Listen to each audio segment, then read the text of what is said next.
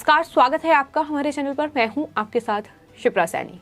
उत्तर प्रदेश विधानसभा चुनाव की तारीखों का ऐलान हो चुका है और उसके बाद उत्तर प्रदेश की राजनीति में सभी पार्टियों से इस्तीफे का सिलसिला भी शुरू हो गया है। लेकिन सबसे बड़ा सवाल ये है कि यूपी में योगी कैबिनेट में मंत्री स्वामी प्रसाद मौर्य का इस्तीफा आखिर उत्तर प्रदेश चुनाव में बीजेपी पर कितना भारी पड़ेगा।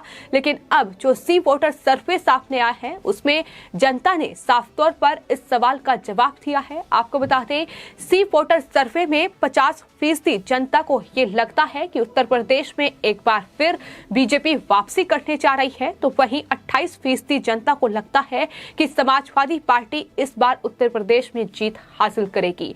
यानी एक बड़ा अंतर जो है वो समाजवादी पार्टी और बीजेपी के बीच आ चुका है, जहां 50% जनता की पसंद बीजेपी है तो वहीं 28% जनता सिर्फ अखिलेश यादव पर मोहर लगा रही है। लेकिन सबसे बड़ा सवाल अभी भी यही है कि स्वामी प्रसाद मौर्य का जाना आखिर क्या कुछ नुकसान बीजेपी का होगा।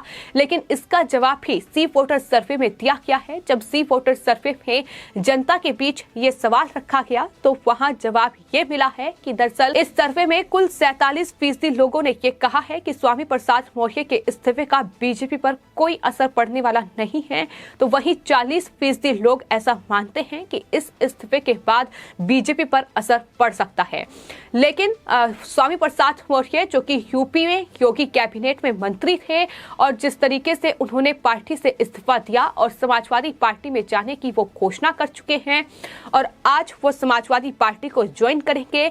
लेकिन कहीं ना कहीं जिस तरीके की अटकलें लगाई जा रही थी कि बीजेपी को खासा नुकसान हो सकता है उनके जाने से, लेकिन अब जो सर्वे सामने आया है वो साफ तौर पर ये कह रहा है कि दरअसल बीजेपी को कहीं ना कहीं स्वामी प्रसाद मौर्य के जाने का बड़ा फायदा होता दिखाई दे रहा है, क्योंकि इससे पहले भी सी वोटर ने जो सर्वे किया है उसमें दरअसल बीजेपी का जो मत था वो कम था, लेकिन स्वामी प्रसाद मौर्य के जाने के बाद परसेंटेज जो है उसमें इजाफा हुआ है। अब 50% जनता ये मान रही है कि दरअसल बीजेपी एक बार फिर उत्तर प्रदेश में वापसी करने जा रही है। आपको बता दें, जो एबीपी का सी वोटर सर्वे सामने आया है, दरअसल एक सर्वे 23 दिसंबर को किया गया था जिसमें यही सवाल पूछा गया था कि क्या उत्तर प्रदेश में एक बार फिर योगी आदित्यनाथ की सरकार बनेगी। तो इस पर उत्तर प्रदेश की जनता ने जो 48% जनता है उसने कहा था कि बीजेपी वापसी करेगी। वही समाजवादी के पक्ष में उस वक्त 31% जनता थी। लेकिन जब दूसरी बार सर्वे 29 दिसंबर को किया गया तो एक अलग तस्वीर देखने को मिली। 49% लोगों ने ये माना कि उत्तर प्रदेश में योगी सरकार बनेगी। वहीं एसपी के पक्ष में 30% जनता ने वोट दिया। बीएसपी महज 8% तक समर्थी नजर आई। वहीं कांग्रेस पार्टी और प्रियंका गांधी वाड्रा को सिर्फ 6% जनता ने पसंद किया था।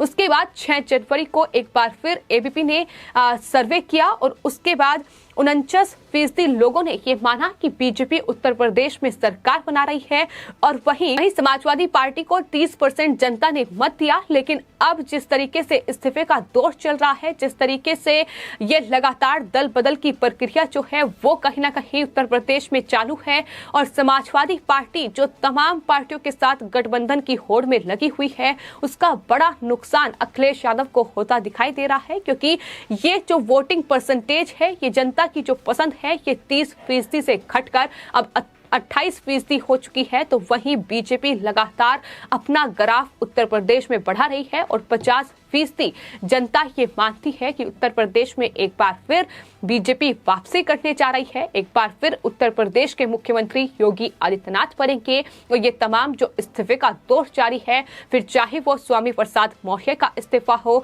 या फिर धर्म सिंह सैनी का इस्तीफा हो या फिर इसके अलावा भी कई विधायक ऐसे हैं जिन्होंने इस्तीफा दिया है, लेकिन इसका कोई भी असर उत्तर प्रदेश में बीजेपी पर नहीं पड़ने वाला है, क्योंकि उत्तर प्रदेश में या फिर देश में जिस तरीके से बीजेपी नेतृत्व कर रही है, जिस तरीके से उत्तर प्रदेश में मुख्यमंत्री योगी आदित्यनाथ ने नेतृत्व किया है, तमाम माफियाओं पर शिकंजा कसा है, गुंडागर्दी को खत्म किया गया है, कानून व्यवस्था को बेहतर करने का काम किया गया है। ये तमाम ऐसे बड़े मुद्दे हैं जिसका आकलन उत्तर प्रदेश की जनता कर रही है और यही वजह है कि लगातार समाजवादी पार्टी जो सिर्फ और सिर्फ सियासी गठजोड़ में लगी हुई है, जो सिर्फ और सिर्फ कहीं ना कहीं जाति की राजनीति कर रही है, जाति कार्ड खेल रही है, यही वजह है कि तमाम अलग अलग छोटी पार्टियों से भी गठबंधन का जो सिलसिला है वो जारी है। तो यही वजह है कि जनता उन्हें नकार रही है और जो अब परसेंटेज सामने आई हैं वो साफ तौर पर बता रही हैं कि किस तरीके से उत्तर प्रदेश में जनता की पसंद सीएम योगी आदित्यनाथ है और बीजेपी है। तो एक तरफ उत्तर प्रदेश की इस सियासी हलचल को लेकर तमाम जो न्यूज एजेंसियां हैं वो अपना सर्वे कर रही हैं, फिर चाहे वो सी वोटर सर्वे हो या फिर इंडिया टुडे के द्वारा किया गया सर्वे हो, जिसमें साफ तौर पर बीजेपी एक बार फिर उत्तर प्रदेश की सत्ता में वापसी करती दिखाई दे रही है। वहीं दूसरी तरफ तमाम जो लोग हैं, तमाम जो विशेषज्ञ हैं, उनकी निगाहें कहीं ना कहीं सट्टा बाजार पर भी टिकी हुई है।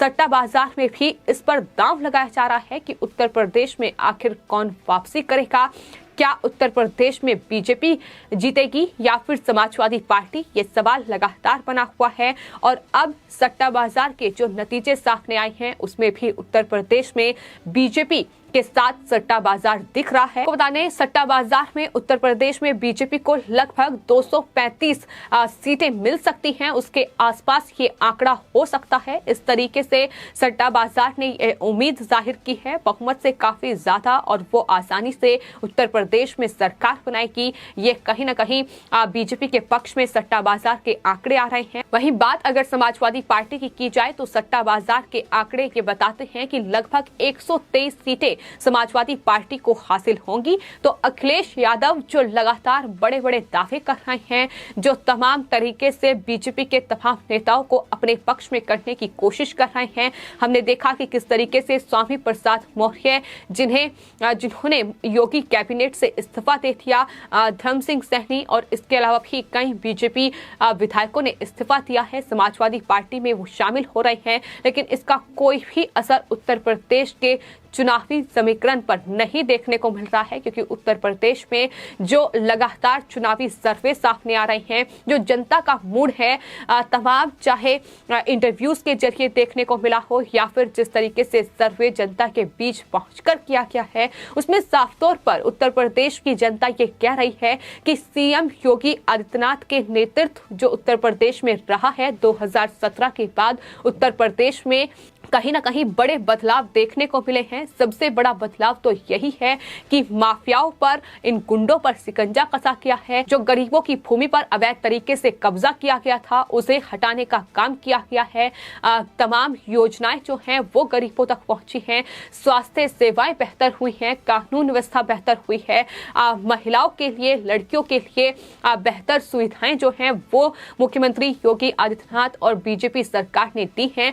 तो तमाम मुद्दों को लेकर अगर जनता के बीच रिपोर्टर पहुंच रहा है तो वहां जनता का मूड क्या है ये साफ तौर पर दिखाई दे रहा है। और तमाम सर्वे भी अब ये दावा कर रहे हैं कि दरअसल इन तमाम इस्तीफों का बीजेपी पर कोई असर उत्तर प्रदेश में पड़ने वाला नहीं है और 10 फरवरी को उत्तर प्रदेश में पहले चरण का मतदान होगा और 10 मार्च को नतीजे सामने आएंगे। 7 चरणों में उत्तर प्रदेश में वोटिंग होगी। हालांकि 10 मार्च को ही ये तय हो पाएगा कि उत्तर प्रदेश में कमल खिलेगा या फिर कोई और पार्टी जीत हासिल करेगी, लेकिन सर्वे ये साफ तौर पर बता रहे हैं कि उत्तर प्रदेश में बीजेपी को चुनौती देना तमाम विपक्षी पार्टियों के लिए लगभग नामुमकिन सा दिखाई दे रहा है। जिस तरीके से सर्वे सामने आ रहे हैं, फिर चाहे वो समाजवादी पार्टी हो, बहुजन समाज पार्टी हो, कांग्रेस पार्टी हो, दूर दूर तक कहीं नजर नहीं आ रही है समाजवादी पार्टी को बड़ा नुकसान होता दिखाई दे रहा है। तो भले ही समाजवादी पार्टी के जो अध्यक्ष हैं अखिलेश यादव, वो भले ही तमाम पार्टियों को समेटने की कोशिश कर रहे हों कि समाजवादी पार्टी में शामिल होकर अल्पसंख्यकों का वोट बटोरा जाए, और वहीं लगातार अलग अलग जाति कार्ड उनके द्वारा खेले जा रहे हैं।